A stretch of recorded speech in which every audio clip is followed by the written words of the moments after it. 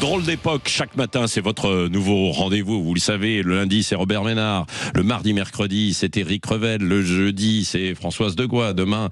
Et le vendredi, on termine avec un petit peu d'humeur avec Régis Maillot, dans cette drôle d'époque. Ce matin, donc, Éric Revel. Bonjour, Éric. Bonjour, Patrick. Bonjour à tous. Vous interrogez, qui sont ces rêveurs qui ont bien ces rêveurs, les teufeurs, oui. dans l'autre, de quoi vivent-ils?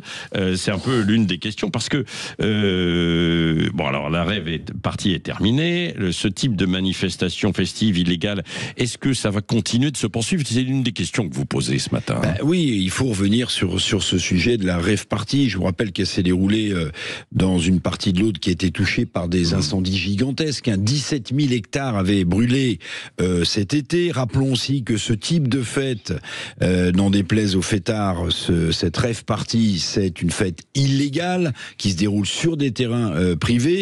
Et puis, je vais vous le dire d'entrée, faire la fête, danser sur des cendres, j'aime pas du tout le symbole. Alors, il y a eu jusqu'à 2500 personnes. Où étaient les conditions de sécurité, d'ailleurs, de cette fête? Les conditions d'hygiène. Il y avait des très jeunes, il y avait des classes sociales très différentes, dit un maire qui a témoigné hier, un maire d'une petite commune. Il y avait des gens de tous les âges. Il y avait aussi beaucoup d'étrangers, je vais y revenir, des Italiens, des Espagnols. Tout ça, c'est un témoignage. Puis, je voudrais vous faire part de quelques mots d'un agriculteur qui m'ont beaucoup touché. Un agriculteur qui dit « On avait déjà perdu la moitié de notre surface exploitable à cause du feu.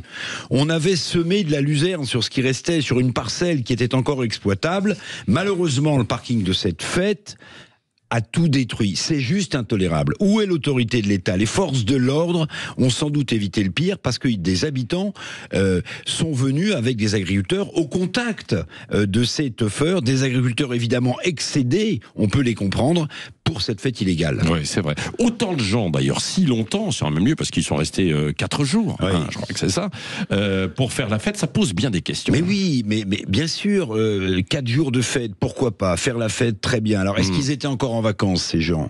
Est-ce qu'ils étaient en RTT? Est-ce qu'ils étaient en congé maladie? Je vous le disais, d'après le témoignage du maire d'une petite commune où s'est déroulée la fête, il disait il y avait aussi des très jeunes gens. Ils vont pas à l'école. Alors, faire la fête, oui, mais je vais vous le dire, comme je le pense ce matin, parce que je suis un peu en colère. Emmerder les honnêtes gens, non, il faut quand même respecter, par définition, la propriété privée, le travail des autres.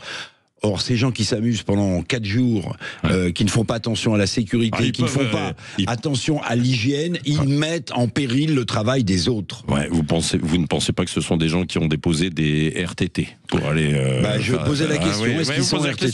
J'en sais rien. Un dernier mot, Bruno Retailleau, le ministre de l'Intérieur, veut faire de ce type d'événement un délit passible du tribunal correctionnel. Oui, il veut criminaliser l'organisation de rave party en France en s'inspirant du modèle italien, où écoutez bien, Patrick, en Italie, vous risquez jusqu'à 6 ans de prison et plusieurs dizaines de milliers d'euros d'amende. Alors, il a raison.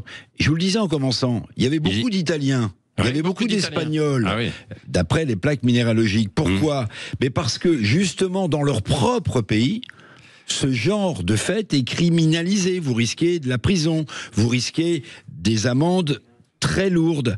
Alors vous voyez la libre circulation des citoyens européens dans l'espace Schengen, ça génère aussi ce type de permissivité. Alors une loi française pour faire des rave parties un délit passible du tribunal correctionnel, pourquoi pas, à moins que le Conseil constitutionnel y trouve à redire et retoque ce type de loi.